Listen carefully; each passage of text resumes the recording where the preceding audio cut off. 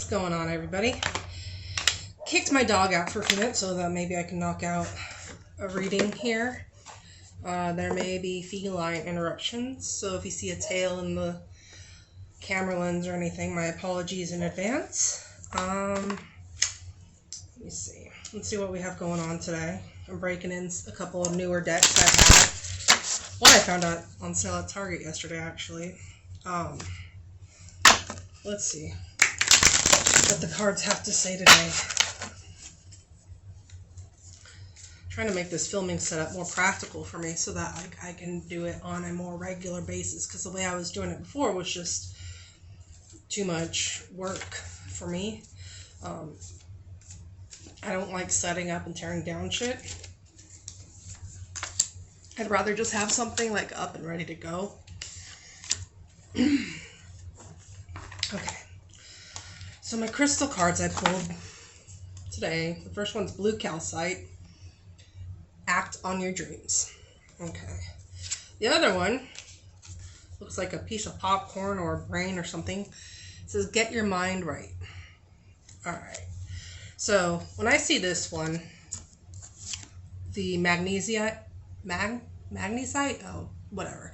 When I see this one, this tells me that our heads have been stuck in the clouds.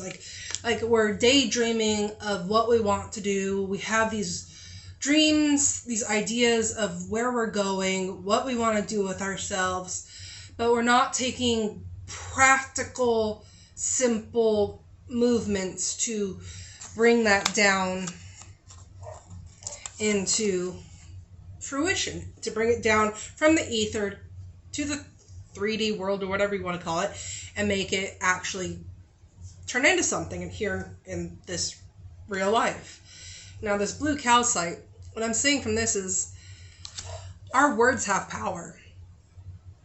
Our thoughts have power, but especially our words. Spelling has the word spell in it. This is not an original idea for me. I read it somewhere. But the word spell in spelling is indicative that our words have power. So be careful what you are speaking. Be careful how you, not just verbalizing, but internally as well. How do you refer to yourself in your mind? How do you refer to your dreams and your aspirations in your mind? Are you tearing yourself down? Are you building yourself up? Are you giving yourself any practical advice, any real emotional support when you do begin to doubt yourself? How are you treating your inner voice? Or what does your inner voice say about how you treat yourself? For me, I'm getting better, but I'm pretty good at tearing myself down. Was not overly supported in my endeavors growing up. It's kind of not really. So a lot of my self-esteem coming into adulthood was based on external validation, like a lot of people. And that's why I have like a shopping problem. Like I buy a lot of shit and just wear shit to get compliments from people, because to me that's how I feel loved, is by wearing something nice and getting a compliment on it, or finding a good deal at a thrift store and getting complimented on what a good deal I found, or whatever it may be. I've gotten better at this, gotten a lot better at this, and actually, instead of just buying anything and everything, and I think I did talk about this in my last video, I buy myself what I want instead of settling. But anyways, back to what I was talking about. Be careful what you're saying. Make sure that you're not using poverty-based thinking or thoughts of lack. Stop looking at and it's not just monetarily. Stop looking at yourself at the skills you say you do or do not have, or what skills you lack to pursue whatever dream you want to pursue. Whatever skill you feel you lack, look at your toolbox. I get that from Serafina. Thank you, Serafina. But look at your toolbox.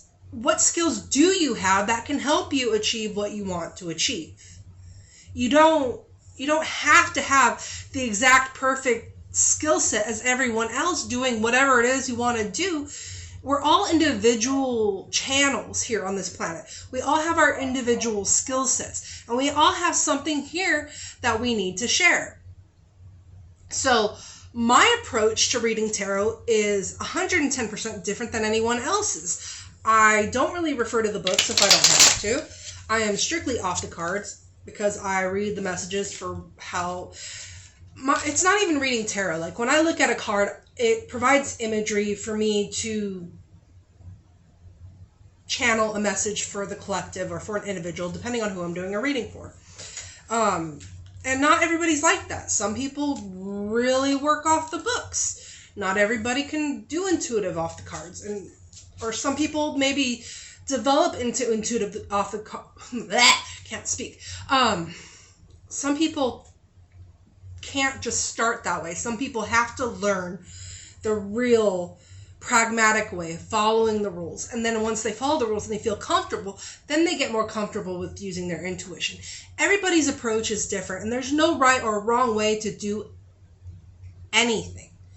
I will hammer a curtain to a wall if I have to, if I don't have a curtain rod. I can give two shits. Granted, that's kind of ghetto, and I need to stop doing shit like that. But there's no real wrong way to do anything. I can't believe I gave that example. Woo! Anyways, I'm very highly eclectic. I find really weird ways to fix things. Whatever. Anyways, I'm really weird. Let's just leave it at that. Alright, so the next deck I'm using is the Ascension Oracle. So let's see what we have from this one. Alright. Kether Sephiroth. I'm not going to read the book on this one, but this is the imagery that I get. And it's kind of the same... I'm getting the same kind of feeling as I got from this one. Like, we are so lost up in the ether right now. Like, our dreams are up there. Like, what we want is, like, right there. We're trying down here to align ourselves, to draw this shit down so it can manifest in this realm. But we are blocked by our thoughts and how we speak to the world, how we speak energetically, verbally, mentally. Like, we have to be cautious about how we are speaking on all things. When you're speaking, whether it's speaking to yourself in your mind, whether you're speaking to a friend, a family member, try to be conscientious. Try to be in alignment with your authentic self. If you're saying something that feels wrong or off color, like you're saying something that you feel like you're just appeasing someone, take a step back and try to be honest with yourself and try to speak your truth. Stop trying to... I don't know. I'm giving floral imagery. Stop trying to fluff shit up. Say what you need to say. Don't beat around the bush. Just be honest, because by speaking your truth, by being your authentic self, that not only benefits you, it benefits everyone around you. Even if it's not something that they want to hear at the time, it's better for everyone in the long run. Alright, so the next deck I'm using is the one I found on sale at Target yesterday, the Illuminated Tarot. Alright, let's see what these cards have to say. And then I can go let my dog back in so she won't bark all through the video.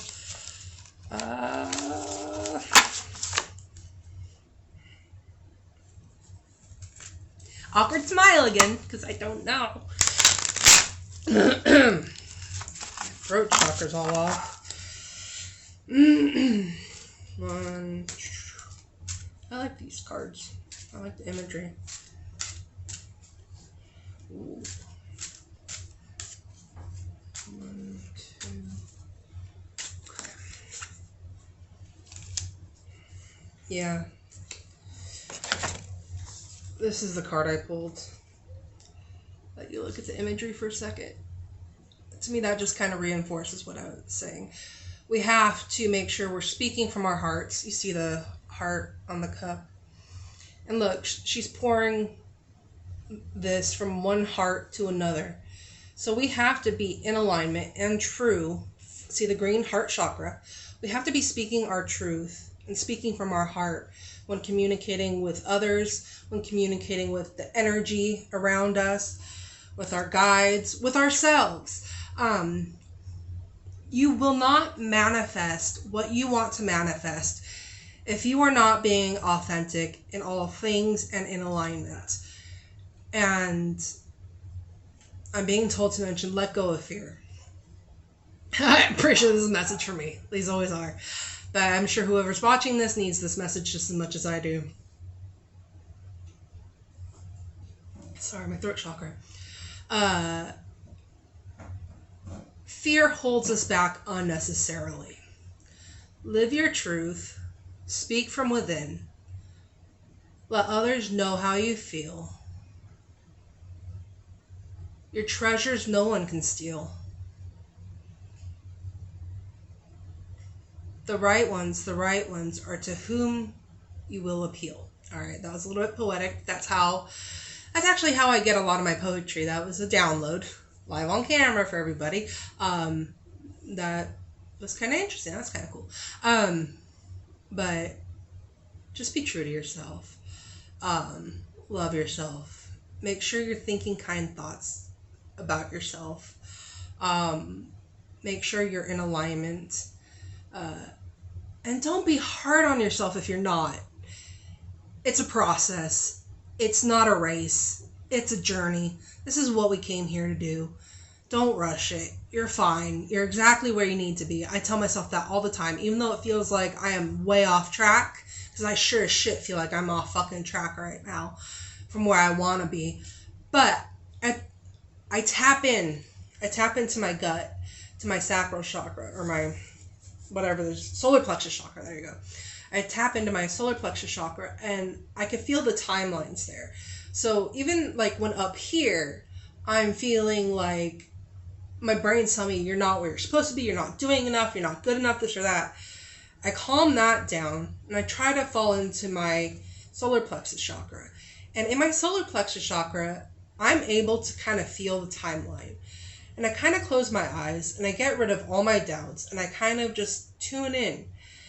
And when I tune into my solar plexus chakra, yeah, I'm a little bit nervous, but I also feel that I am okay and that I am supported and that the eventual outcome of what I'm going through is for my highest good.